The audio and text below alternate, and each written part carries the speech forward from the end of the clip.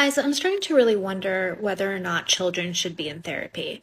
I don't mean this in some monolithic black and white way, but I am asking it as a really serious question.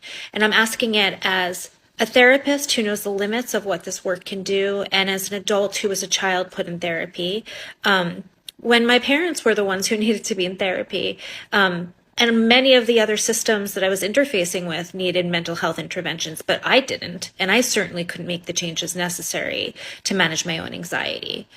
So my concerns about children in therapy at this point are, one, the interventions that are being used, which include CBT, DBT, ABA, TFCBT, all these alphabets, that basically are obsessed with outcomes and children producing outcomes that they're really not responsible for producing.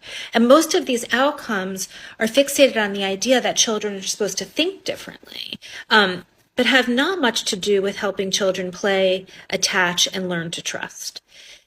The other concern I have is that these interventions get in the way of how children think about what's happened to them and ask them to rethink things so that those things don't feel as painful to them.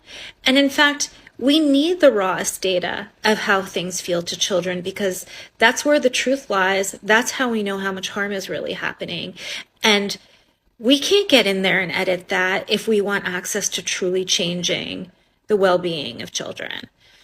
And lastly, the reliance on therapists and children to fix larger global and local problems in 50-minute chunks once a week completely takes away from what it means to be a child and to be developmentally attuned to a child's needs, which are not contained within a therapeutic frame, nor should they try to be.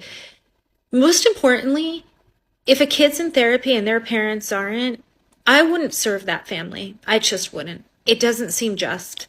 It's not the kids' problem to fix 99% of the time.